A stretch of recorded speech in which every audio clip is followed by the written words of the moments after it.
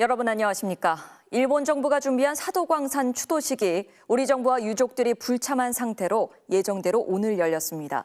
추도식 현장에는 조선인이라는 말조차 찾아볼 수 없었고 야스쿠니 신사 참배 논란이 된 일본 정부 대표가 참석해 추도사를 했는데 강제 노동을 반성하는 내용도 없었습니다. 사도광산 현지에서 현영준 특파원이 보도합니다. 오늘 오후 니가타현 사도섬 아이카와 개발종합센터에서 사도광산 추도식이 열렸습니다.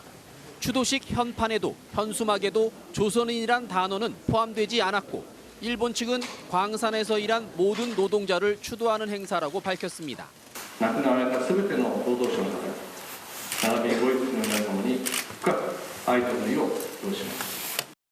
우리 정부가 행사 하루 전인 어제 전격 불참을 선언한 탓에 좌석 절반이 텅 빈 채 반쪽짜리 추도식이 됐습니다. 일본 정부를 대표해 참석한 이쿠이나 아키코 정무관은 추도사에서 조선인 노동자들의 가혹했던 노동 환경을 언급하기도 했습니다. 朝鮮半島から来られた労働者の方々は戦争という特殊な社会状況下とはいえ故郷から遠く離れたこの地で愛する家族のことを思いながら校内危険で過酷な環境の下で 하지만 강제 노동에 대한 언급과 이들에 대한 추모나 반성의 내용은 없었습니다. 이번 추도식은 지난 7월 사도광산 세계문화유산 등재 당시 이사국이었던 한국 정부가 흔쾌히 등재에 동의하면서 일본 측이 조선인 희생자들을 기리겠다며 매년 개최하기로 약속했던 행사였습니다. 그러나 추도식 명칭 논란에 이어 일본 정부 대표인 이쿠이나 정무관의 야스쿠니 신사 참배 전력이 알려지면서 국내에선 비판 여론이 들끓었습니다.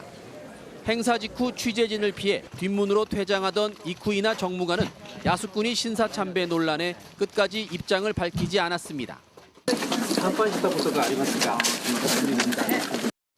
일본 정부는 주한 일본 대사관을 통해 배포한 입장문을 통해 한일 정부 사이에 정중한 의사소통을 이어왔다며 이런 가운데 한국 측이 불참한다면 유감스럽다고 밝혔습니다.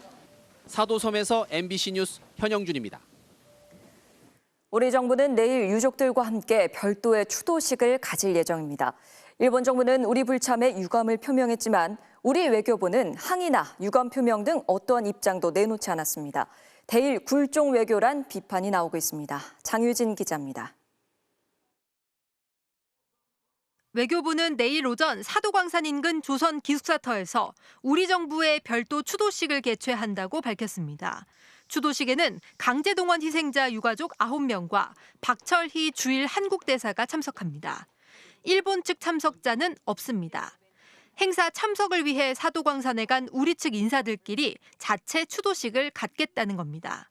외교부는 우리 자체 추도 행사 개최는 과거사에 대해 일측과 타협하지 않겠다는 우리 정부의 확고한 의지 표현이라며 이러한 원칙을 바탕으로 한일 양국 모두의 이익에 부합하는 양국 관계 발전을 위해 계속 노력해 나가고자 한다고 밝혔습니다. 하지만 우리 정부가 사도광산의 세계유산 등재에 동의한 건 일본이 강제동원 희생자를 기리는 추도식을 매년 갖겠다고 했기 때문입니다.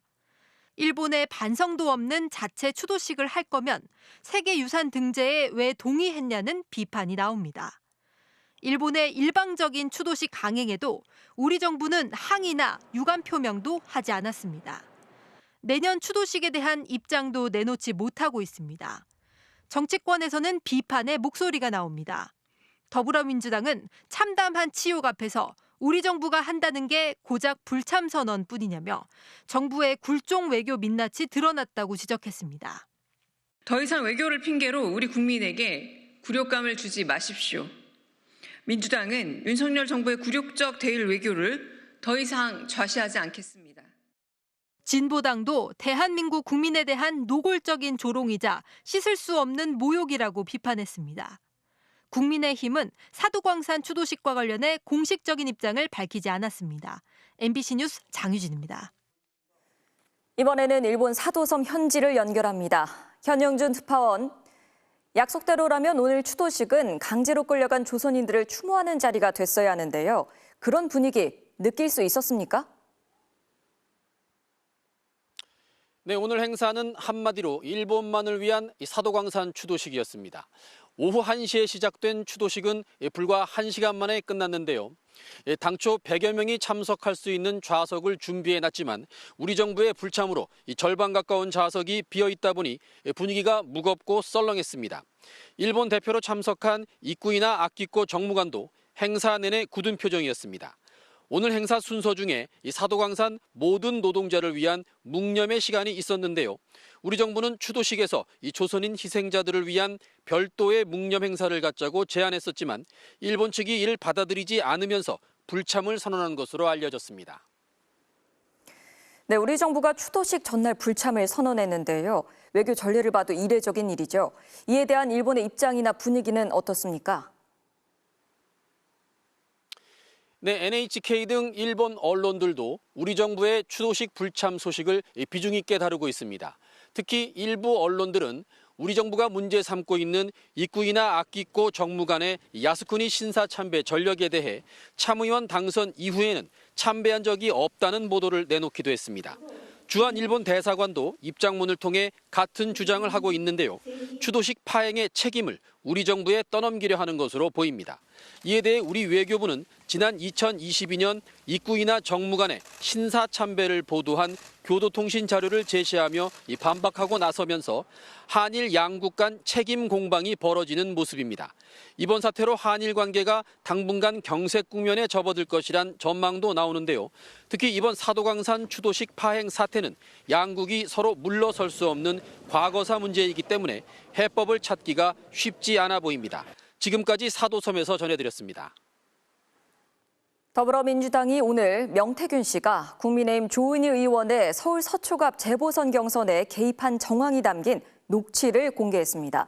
민주당은 명 씨가 조 의원으로부터 당원 명부를 받아 불법 여론조사를 벌인 것으로 의심된다고 주장했는데요. 조 의원은 허무맹랑한 소설이라고 부인했습니다. 김지인 기자입니다.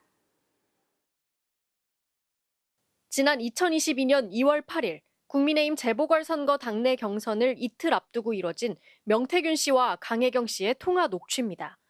만약 결선 투표하면 조은희하고 네. 이혜훈 예. 그렇게 했을 때 네. 누굴 지지하느냐 네. 그 문항을 하나 더 집어넣고요. 서울 서초갑 경선에 대한 여론조사 문항을 수정하란 지시입니다.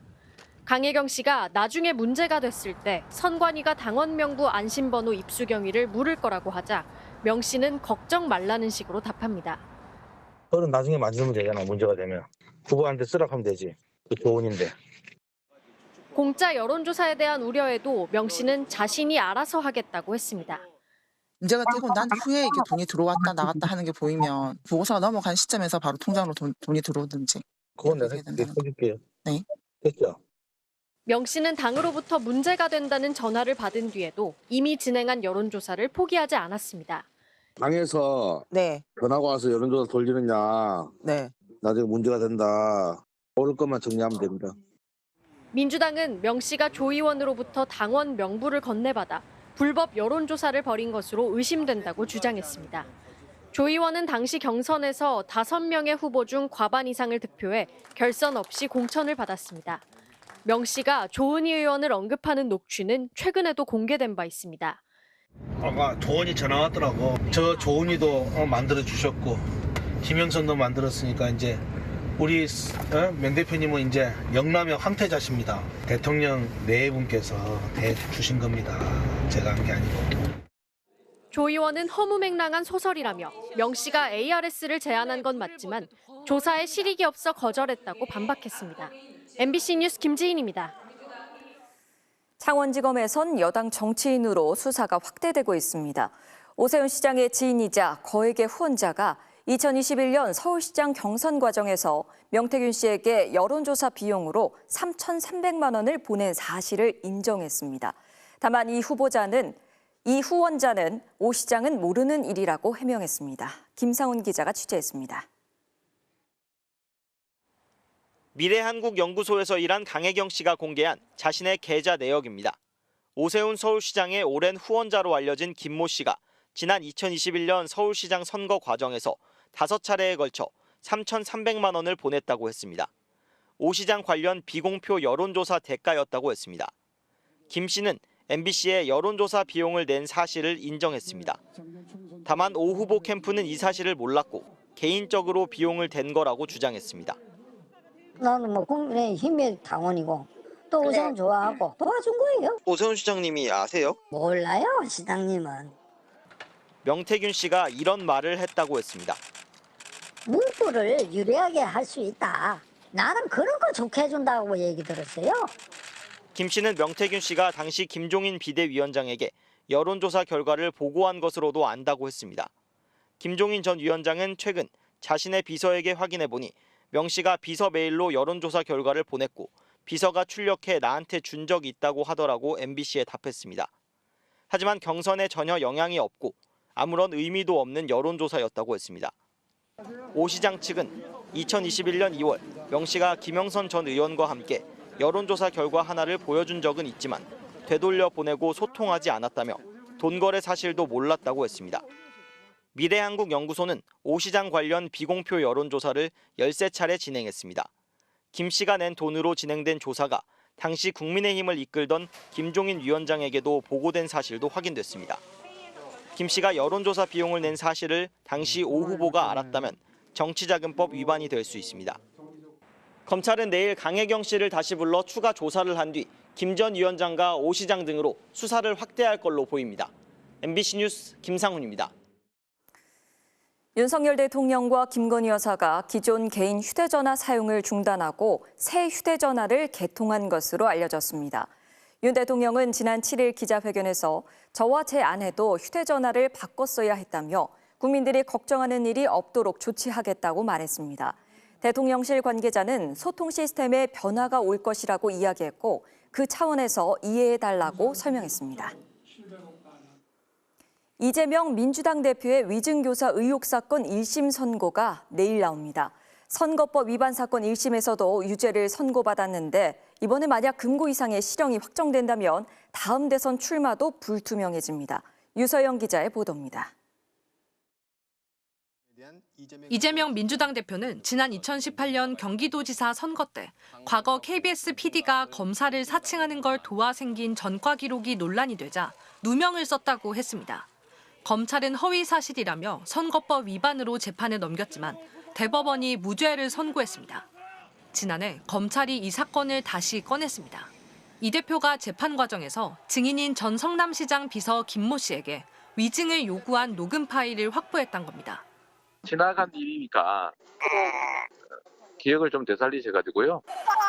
있는 대로 한번 얘기를 좀 해주시면 좋을 것 같아. 김 씨는 검찰 수사와 재판 과정에서 이 대표 부탁으로 위증했다고 인정했습니다. 반면 이 대표는 기억을 되살려 있는 대로 얘기해달라고 했을 뿐 허위 증언을 부탁한 적 없다고 반박하고 있습니다. 검찰이 불리한 부분은 일부러 제외하는 등 녹취록을 짜깁기 했다고 했습니다.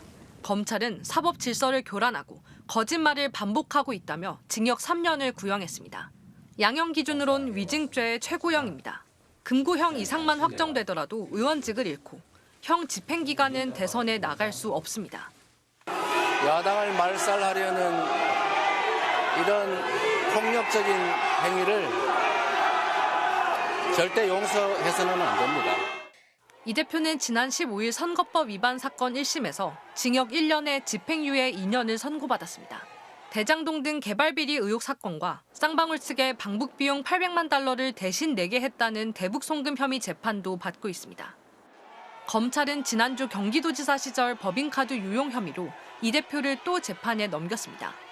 법원은 많은 시민이 몰릴 걸로 예상해 보안도 강화했습니다. 출입구 일부를 닫고 일반 차량의 법원 출입을 전면 제한하며 보안 인력을 늘리기로 했습니다. MBC 뉴스 유서영입니다. 한동훈 대표의 가족 이름으로 윤석열 대통령 부부를 비방하는 글이 올라왔다는 이른바 국민의힘 당원 게시판 의혹을 두고 여권 내 갈등이 이어지고 있습니다. 국민의힘은 게시글을 전수조사한 결과 문제가 되는 글은 극히 일부라고 방어에 나섰지만 친윤계는 언제까지 버틸 거냐며 압박을 이어가고 있습니다. 김민영 기자의 보도입니다. 국민의힘이 문제가 된 게시글 1,068건을 전수조사했습니다.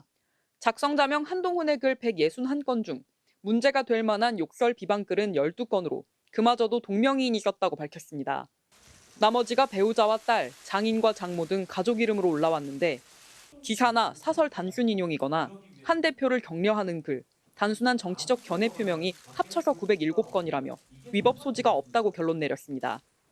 친한계는 곧바로 문제될 건 극히 일부라고 방어하면서 애초 당원 게시판 논란 자체가 한동훈 죽이기라고 주장했습니다.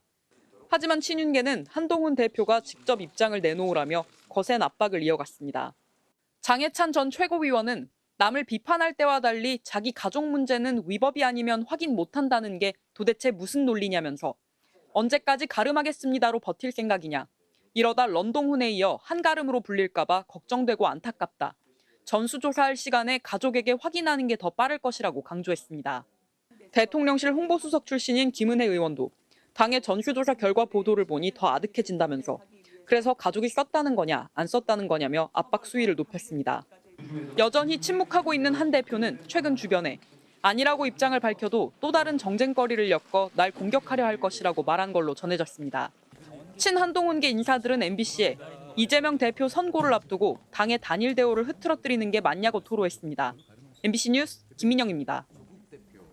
러시아와 우크라이나의 교전이 갈수록 거세지고 있습니다. 젤렌스키 우크라이나 대통령은 내년에는 전쟁을 끝낼 자신이 있다고 했는데 트럼프 미국 대통령 당선인으로부터 종전과 관련한 제안을 기다린다고 말했습니다.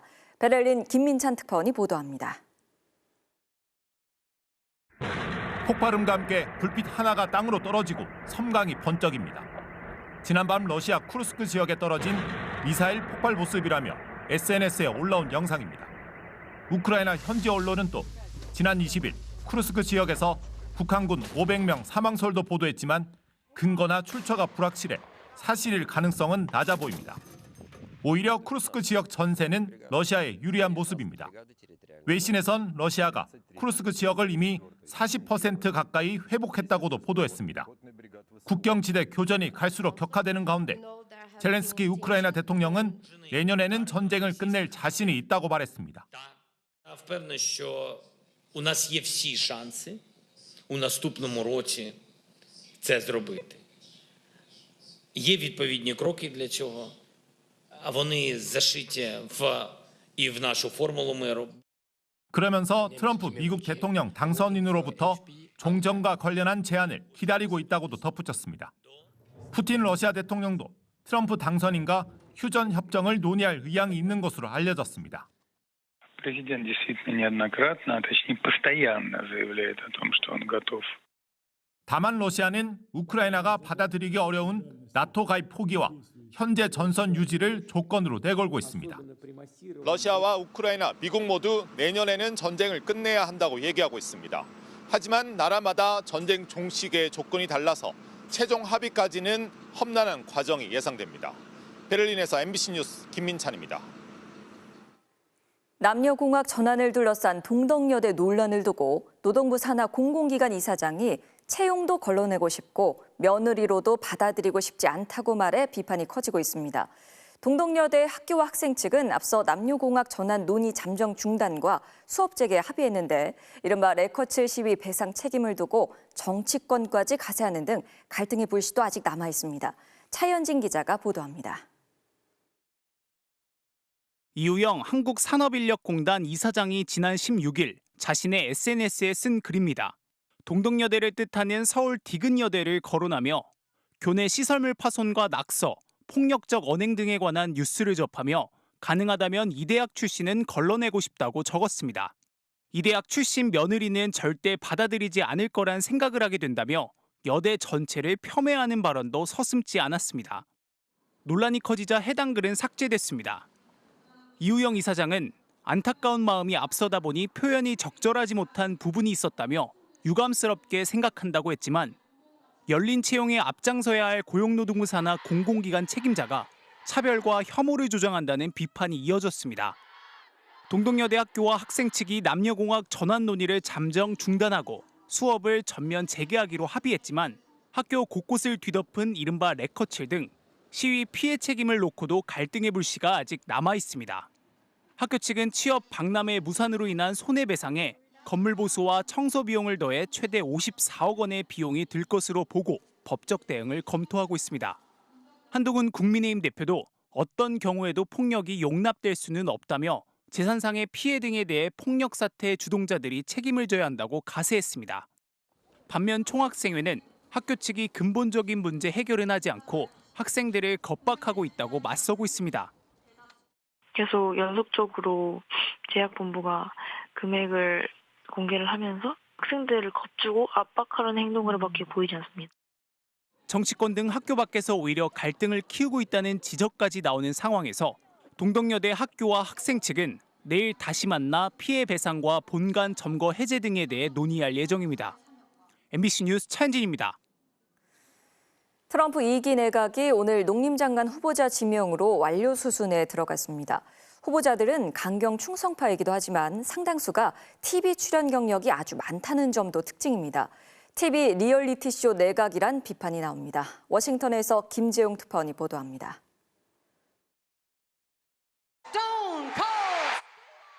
선수 출신이면서 남편과 프로레슬링 엔터테인먼트를 설립해 억만장자가 된 린다 맥메언은 트럼프 1기 때 중소기업 청장을 맡더니 이번엔 교육장관 후보가 됐습니다. 트럼프가 지난 2007년 프로레슬링 최대 이벤트인 레슬매니아에 출연할 정도로 서로의 관계는 아주 돈독합니다. He's a big fan of the product of WWE, and he came in. He was in some of our storylines, some of the highest rated storylines. 주 교육위원을 했다고는 하지만 미국 언론 다수의 평가는 엔터테이너에 가깝습니다. 후보자 중엔 이런 인사들이 질비합니다. 성폭행 의혹이 있는 소령 출신 국방장관 후보 피트 헤그세스는 폭스뉴스 진행자가 주요 경력입니다. He has been very loyal to the president and obviously a regular on Fox News. And I think those are the types of qualifications that President Trump is looking for. 성매수 의혹으로 낙마한 맷 게이츠에 이어 법무장관 후보자가 된 팸 본디도 한때 폭스뉴스 진행자였고 국토안보부의 크리스티 노엄, 국가안보보좌관 마이크 왈츠, 교통장관 후보 숀 더피도 각각 TV 단골 출연자나 진행자로 잘 알려져 있습니다. 초강경파인데다 TV 출연이 전문이라 리얼리티쇼 내각이란 말까지 나옵니다. That looks more like a reality TV show casting call than a serious and credible proposals for cabinet. CNN은 트럼프가 케이블 TV를 면밀히 모니터해 부통령 후보들을 추렸는데 중요한 건 TV에서 얼마나 잘했느냐였다고 보도했습니다. 트럼프 스스로 TV쇼로 스타가 됐다고는 하지만 충성도와 외형에 집중하면서 자칫 제2의 낙마자가 또 나올 수도 있다는 우려가 나옵니다. 실제 지난 30년간 주요 지명자 중 중도 사퇴자는 12명인데 1기 트럼프 때가 4명으로 가장 많았습니다. 워싱턴에서 MBC 뉴스 김재용입니다. 극한 호우와 폭염 같은 이상기후 현상이 더 자주 나타나고 있는데요.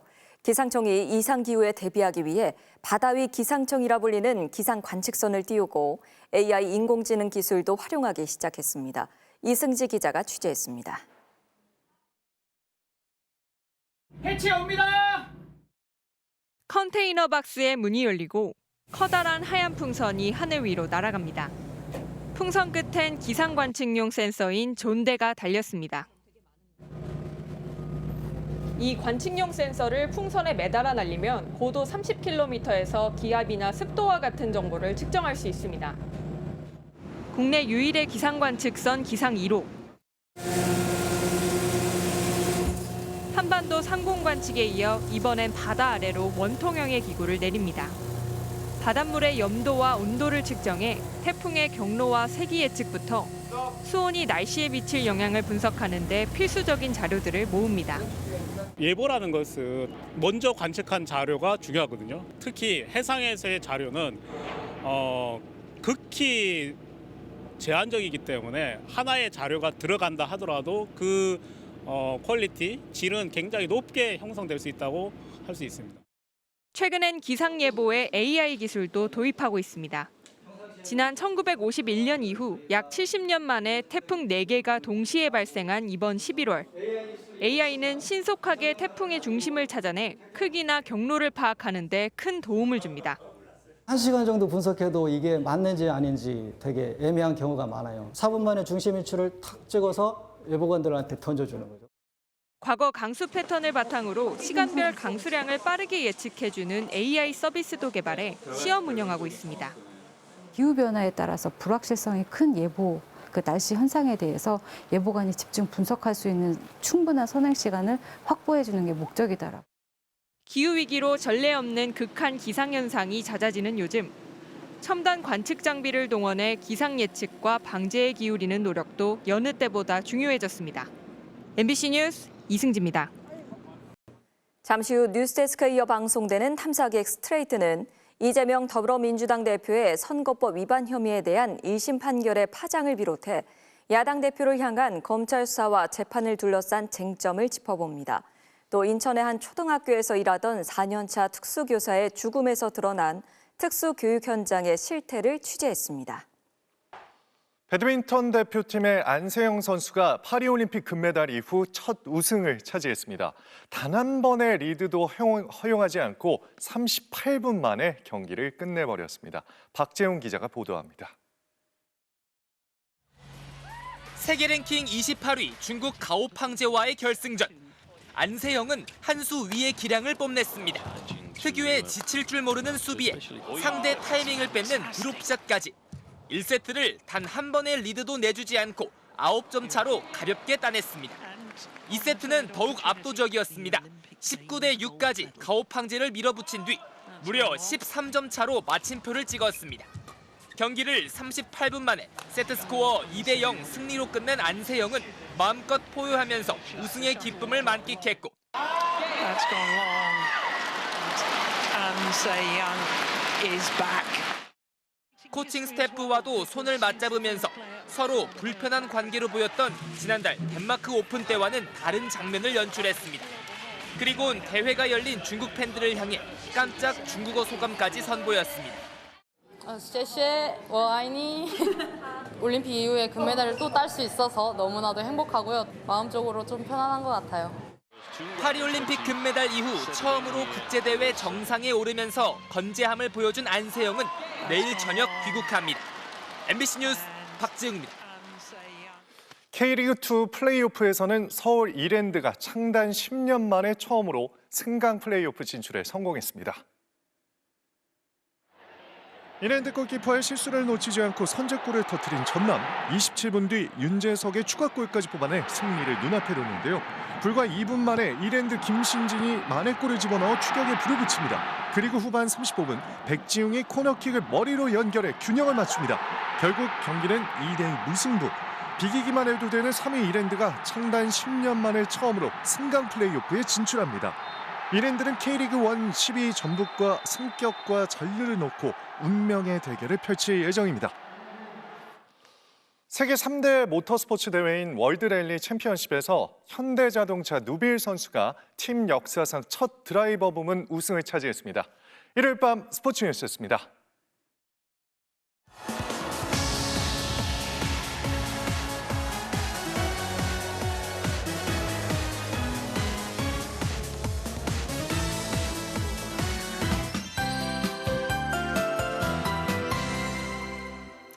11월의 마지막 주는 올겨울 예고편 같은 날씨에 대비를 하셔야겠어요. 전국 곳곳에 비나 눈이 자주 지나겠고 찬바람도 갈수록 강해지겠습니다.